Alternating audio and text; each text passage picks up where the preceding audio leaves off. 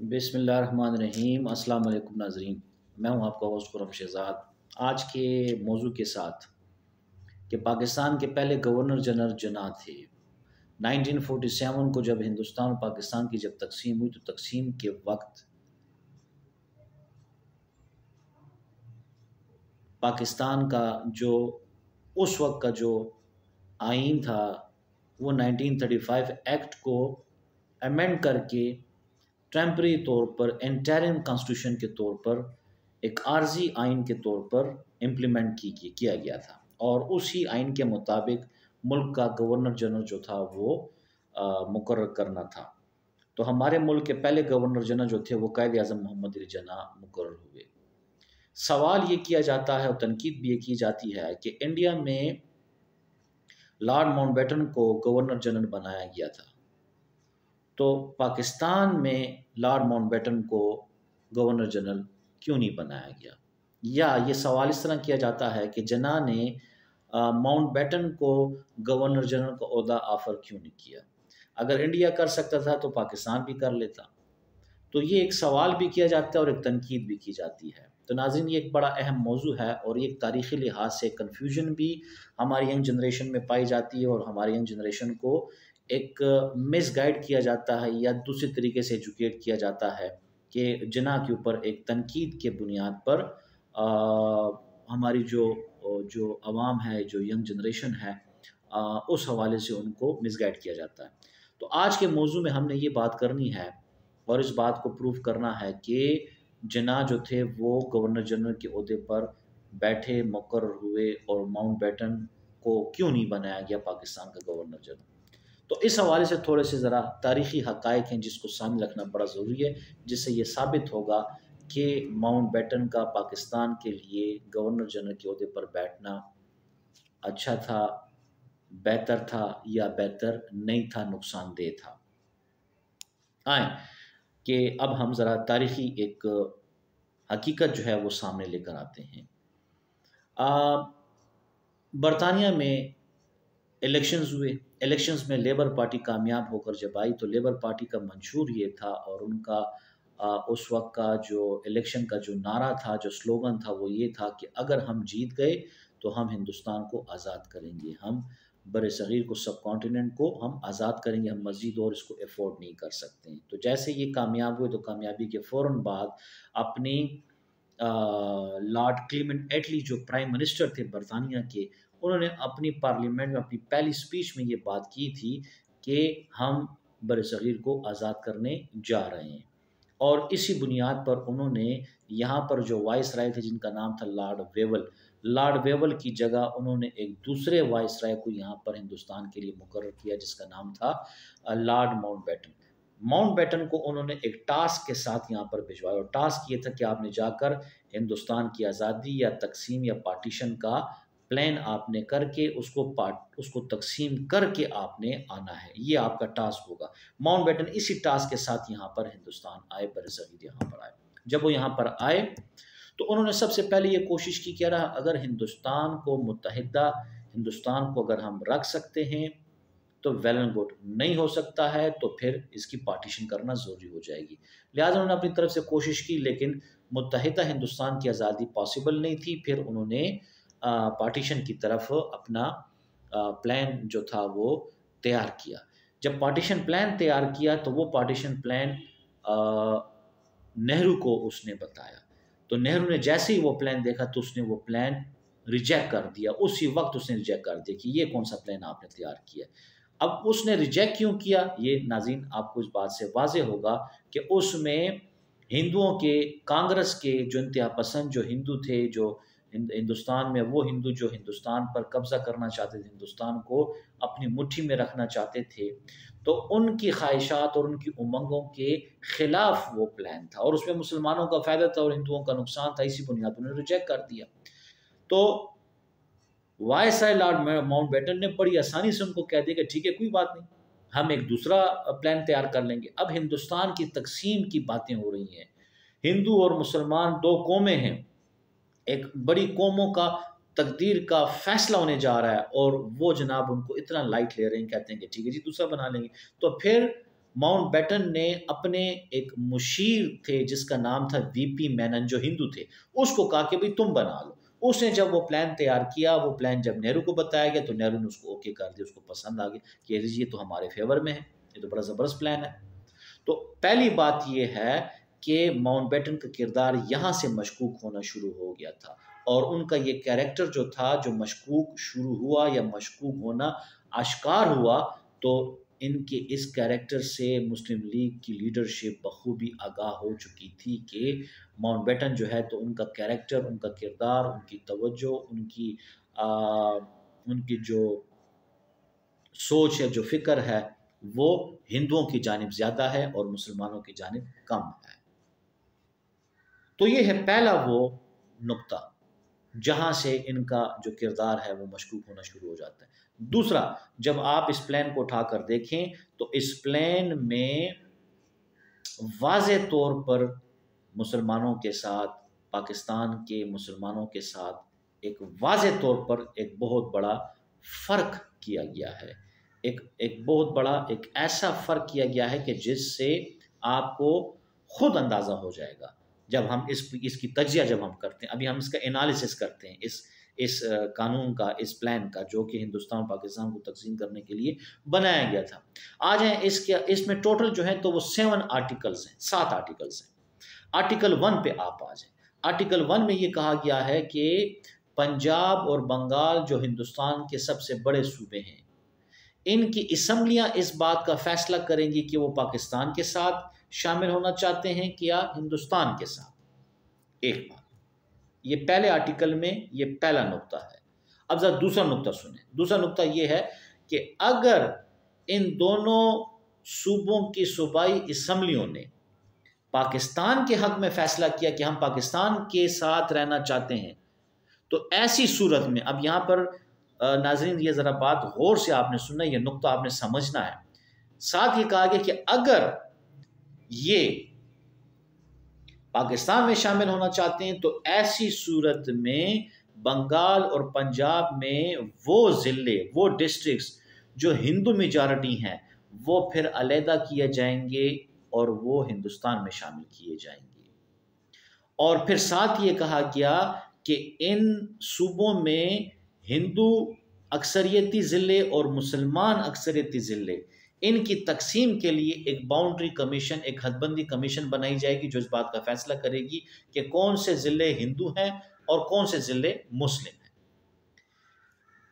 ये जनाब पहली बात, पहला आर्टिकल ये आप देख लें तो against the Muslims, against the Pakistanis ये बात जा रही है। यानी आप देख लें कि अगर का लफ्ज़ इस्तेमाल हुआ कि अगर ये पाकिस्तान में शामिल अगर होना चाहते हैं, तो अगर ये सूबाई असम्बलियाँ अगर हिंदुस्तान में शामिल होने की अगर बात करती तो फिर उसके लिए कोई शर्त नहीं थी। इसके साथ ये भी फिर होना चाहिए था कि अगर ये हिंदुस्तान में शामिल होना चाहें तो फिर इन सूबों में जो मुस्लिम ज़िले हैं वो फिर पाकिस्तान में शामिल होंगे, लेकिन ये बात नहीं हुई है। दूसरी बात जो अहम नुक्ता है वो ये है कि जब आप पार्टीशन कर रहे हैं और बंगाल और पंजाब को आपने एक ओपन फ्री हैंड दे दिया है कि भाई आपकी असम्बलियाँ ये बातें करेंगी कि आपने किसके साथ रहना है, तो जब अगर उन्होंने फैसला कर दिया कि भाई हम जो हैं तो पाकिस्तान के साथ रहना चाहते हैं, तो फिर इसमें इस बात की ज़रूरत ही नहीं थी, कहने की ज़रूरत ही, ये शर्त लगाने की ज़रूरत ही नहीं थी कि भाई हिंदू जो ज़िले हैं वो निकाल कर हिंदुस्तान में शामिल किए जाएंगे। तो ये पहला आर्टिकल है और पहले आर्टिकल में ही यहाँ पर फेवरिज्म शुरू हो गया, हिंदुओं को फेवर किया जा रहा है और मुसलमानों को डिसफेवर किया जा रहा है। तो यहाँ पर नाजरीन आप देख लें कि ये लॉर्ड माउंटबेटन का दूसरा वो एक ऐसा चेहरा था, एक दूसरा ऐसा एक एक्शन था जिसने कि उनके कैरेक्टर को मशकूक कर दिया। ठीक है नाज़रीन, अब आ जाएं हदबंदी कमीशन की तरफ आ जाएं। जब तकसीम हो गई और तकसीम के बाद पंजाब और बंगाल की असम्बलियों ने जब पाकिस्तान के फेवर में जब फैसला किया, तो फिर बात आ गई कि अब हमने हदबंदी कमीशन कायम करनी है ताकि हदबंदी कमीशन जो है तो दोनों सूबों में मुस्लिम और हिंदू अक्सरियती ज़िलों का तयन करेगी और हदबंदी करेगी। उस हदबंदी कमीशन को बनाया गया। उस हदबंदी कमीशन का जो सरबराह था उसका नाम था सर साइरल रेडक्लिफ। रेडक्लिफ को ये रिस्पॉन्सिबिलिटी दी गई कि भाई आप जाएं और दोनों सूबों में आप जाकर पार्टीशन करें ज़िलों की। वो जब आए उन्होंने यहाँ पर एक हदबंदी कमीशन बनाई जिसे बाउंड्री कमीशन के नाम से तारीख में याद किया जाता है। इस बाउंड्री कमीशन ने दो कमीशनें बनाई, एक पंजाब हदबंदी कमीशन, दूसरी बंगाल हदबंदी कमीशन। दोनों कमीशनों ने दोनों सूबों में हदबंदी करके एक फाइनल रिपोर्ट तैयार करके हैंड ओवर की लॉर्ड माउंटबेटन को। लॉर्ड माउंटबेटन को 9 अगस्त को वो अवार्ड, वो फैसला दिया जाता है और माउंटबेटन जो है 17 अगस्त को उसको पब्लिश करता है, उसको अनाउंस करता है। और उस अनाउंसमेंट में वो इस फैसले में, ये जो रेडक्लिफ अवार्ड था, इसमें उसने करप्शन करके उसमें ज़िलों को आगे पीछे करके हिंदुस्तान के फेवर में कुछ ज़िले डाल दिए। पहले आ जाए पंजाब की तरफ। पंजाब में उसने ये काम किया कि उसमें उसने अमृतसर, पठानकोट, ज़ीरा, फाजिलका, फिरोजपुर, माधोपुर जो हेडवर्क्स हैं, ये वो इलाके थे जो पाकिस्तान के थे, वो उठाकर उसने हिंदुस्तान में शामिल कर दिए। और इस तरह बंगाल में भी एक 3 इलाके थे जो कि पाकिस्तान के बंदे थे, वो उन्होंने उठाकर हिंदुस्तान के फेवर में दे दिए। ये था वो तीसरा वो एक्शन, तीसरा वो एक्ट जो कि माउंटबेटन के कैरेक्टर को उसने मशकूक किया। और इसी कैरेक्टर के मशकूक होने की वजह से मुस्लिम लीग के लीडरशिप ने फिर माउंटबेटन को पाकिस्तान का गवर्नर जनरल न बनाने का फैसला किया है। अब आ जाए एक नेक्स्ट पॉइंट पे, और वो पॉइंट है कि इसी तकसीम हिंद के मंसूबे में, जो कि बाद में तकसीम हिंद का कानून बन गया था, इस कानून के आर्टिकल 7 में आप देखें, उसमें ये कहा गया है कि हिंदुस्तान की जो शाही रियासतें हैं, रॉयल स्टेट जो हैं, प्रिंसली स्टेट जो हैं, इनका फैसला 2 बुनियादों पर होगा। पहला अवाम की मर्जी और दूसरा जोग्राफियाई हुदूद को देखते हुए उसका फैसला किया जाएगा।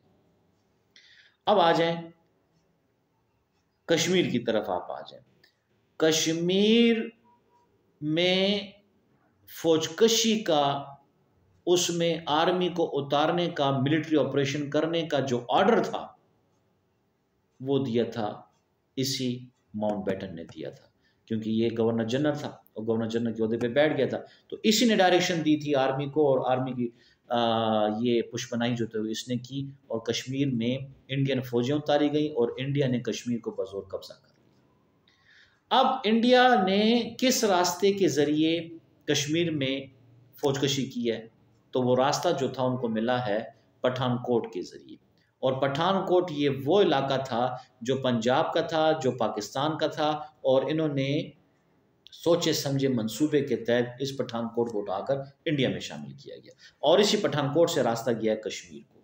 अगर ये पठानकोट इंडिया को न मिलता तो इंडिया की मिलिट्री फौज कभी भी कश्मीर में न उतर सकती और न वहाँ पर जाकर वो फौजी मुहिम करके, फौजी कब्जा करके कश्मीर को अपने हाथ में कर लेती। ठीक है जनाब, तो ये है अब नेक्स्ट वो हरकत, वो एक्शन जिसकी वजह से इसका कैरेक्टर जो है वो मशकूक हुआ है। इसी तरह पाकिस्तान और हिंदुस्तान जब बन गया तो तकसीम में जो फौजी, जो मिलिट्री जो एसेट्स थे उनकी भी तकसीम करनी थी, डिवीज़न करनी थी। तो उसके डिवीज़न के लिए ताज बरतानिया ने फील्ड मार्शल अचिनले को यहाँ पर भिजवाया कि आप जाएं और वहाँ पर फ़ौजी साजो सामान का भी और अफवाज का भी जो तकसीम का जो मरहला है वो आपने करना है, ये ड्यूटी आपकी है। तो इस जिम्मेदारी के साथ जब वो आए तो फील्ड मार्शल अचिनले को यहाँ पर काम करने नहीं दिया गया। जब उसने देखा कि जनाब कांग्रेस, नेहरू और इनकी पुष्पनाई करने वाला माउंटबेटन मुझे सही तकसीम करने नहीं दे रहा है और वो पाकिस्तान को फौजी यानी दिफाई नुकसान पहुंचा रहे हैं, तो उसने वहाँ से एक लेटर लिखा प्राइम मिनिस्टर यूके को। इससे पहले कि वो लेटर प्राइम मिनिस्टर यूके को पहुंचता, उससे पहले माउंटबेटन ने फील्ड मार्शल अचिनले को यहाँ से ट्रांसफ़र करा दिया वापस फिर बरतानिया और उसको यहाँ से निकाल दिया, और पाकिस्तान के हिस्से में जो दिफाई सामान जो है तो वो बड़ा जंगालूद और वो असला था जो कि काबिल इस्तेमाल नहीं था। ये है तमाम वो तारीख़ी हक़ाइक़ जिसकी वजह से माउंटबेटन को पाकिस्तान का गवर्नर जनरल नहीं बनाया गया, और पाकिस्तान का गवर्नर जनरल बनने का अहल वो नहीं था। उसकी वजह ये थी कि वो प्रो हिंदू था, प्रो कांग्रेसी था, और उसके नेहरू के साथ अपने पर्सनल, अपने फैमिली टर्म्स थे, रिलेशंस थे। माउंटबेटन की जो वाइफ थी एडवेना बेटन के ताल्लुकात थे, उसकी दोस्ती थी नेहरू के साथ, तो नेहरू ने जो कुछ भी माउंटबेटन पे करवाया तो वो इसी एडवेना बेटन से करवाया, और माउंटबेटन के इस तमाम कैरेक्टर से मुस्लिम लीग की लीडरशिप और ख़ास तौर पे जिन्ना जो थे वो अवेयर थे, आगाह थे। और एक टाइम पे माउंटबेटन ने इजहार भी किया था, ख्वाहिश का इजहार किया था पाकिस्तान की गवर्नर जनरलशिप के लिए। तो जिन्ना ने उनसे एक खूबसूरत सवाल किया, सवाल भी था और उनको जवाब भी था। वो सवाल ये था कि मिस्टर माउंटबेटन, अगर कल को दोनों मुल्कों के बीच अगर जंग होती है तो आप मुझे बताएं कि फिर आप किस मुल्क के गवर्नर जनरल होंगे। ये एक ऐसा सवाल था कि उस सवाल ने माउंटबेटन को हिला के रख दिया कि अगर आप दोनों मुल्कों के गवर्नर जनरल बनना चाहते हैं तो कल को बताएं कि आप फिर किस मुल्क को फेवर करेंगे और किस मुल्क की डिफेंस करेंगे। तो जिन्ना की विजन का आप अंदाज़ा लगाएं कि जिन्ना ने यहाँ पर दो बातें वाजे कर दी कि कल को इन दोनों मुल्कों में जंग भी होगी, और अगर जंग हुई तो फिर तुम्हारा रोल क्या होगा, किरदार फिर क्या होगा। ऑलरेडी तुम्हारा किरदार जो है तो वो हमारे सामने मशकूक रह चुका है। किस लिहाज से?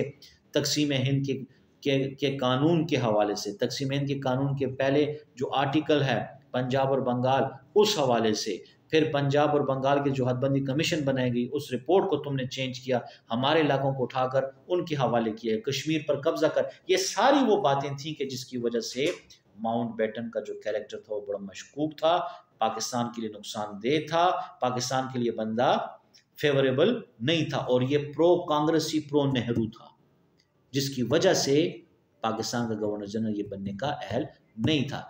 तो मैं अपने यंग जनरेशन को इस तारीख़ी हक़ाइक़ के साथ एजुकेट करना चाहता हूँ और उनको आगाह करना चाहता हूँ कि आप ज़रा तारीख़ को पढ़ के, तारीख़ को अंडरस्टैंड करके फिर सवाल किया करें, तनकीद किया करें। जिन्ना कोई ऐसी पर्सनालिटी नहीं थी, जिन्ना कोई ऐसा कोई मामूली आदमी नहीं था कि वो इन तमाम हक़ाइक़ से ख़बर ना होता। जिन्ना तो एक ऐसी लीडरशिप थी कि इंडियंस कहते हैं कि अगर हमारे पास एक जिन्ना होता और पाकिस्तान के पास, मुसलमानों के पास 50 गांधी होते तो हम देखते कि पाकिस्तान कैसे बनता।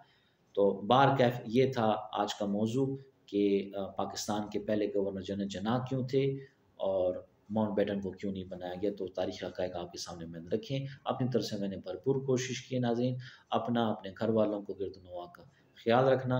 मेरी तरफ से आप सबको अस्सलाम जी।